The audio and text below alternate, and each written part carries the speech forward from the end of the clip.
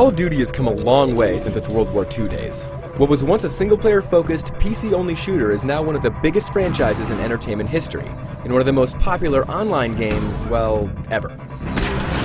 This year, Treyarch, the developers behind Call of Duty World at War, take the reins once again for Black Ops.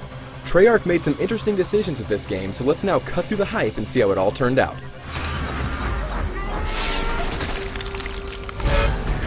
Where are you from? Be cool. Talking to you! As expected of a COD game, the presentation is phenomenal. The single-player campaign looks good, plays smoothly, and has great sound design, especially when it comes to the fantastic voice acting of Sam Worthington, Ed Harris, and Gary Oldman. However, the real surprise has to do with the story. Without giving away too much, you start the game as Alex Mason, a captured soldier who's being interrogated for information he can't remember. Throughout the interrogation, you play flashback sequences that span a number of different time periods and characters. Our very way of life is at risk. It's a very unique premise, and in my opinion, it's the best storyline of the series.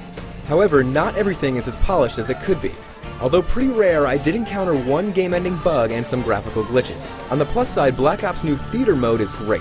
Much like in Halo, you can save multiplayer replays, mess with the camera angles, and share them with your friends. It has a very nice interface and is a solid addition to the game.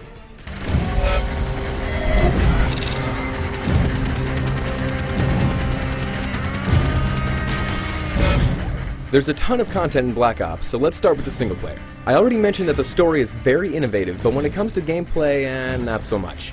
This is the same Call of Duty that you know and love, and that's starting to become a bit of a problem.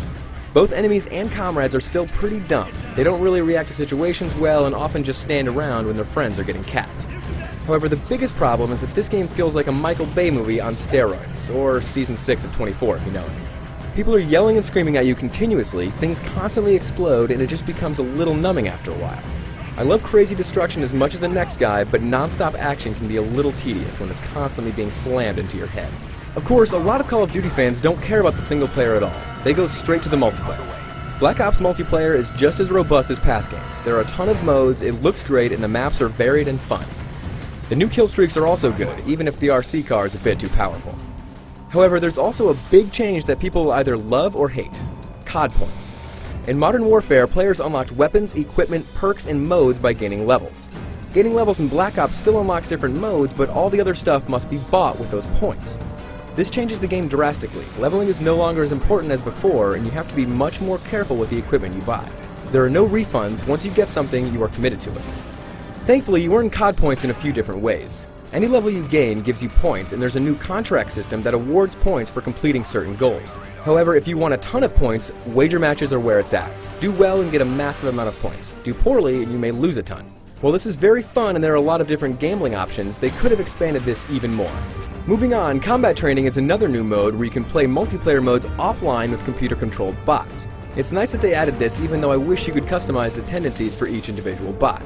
Last but certainly not least, there's Zombie Mode, a fun 4-player co-op mode that you can play online or split screen. It's pretty much what you'd expect. You defend a location from a horde of zombies. However, there are a few twists. In one mode, you try to defend the Pentagon as famous historical figures like JFK and Fidel Castro, and it's absolutely hilarious. Pain is temporary, pride is forever.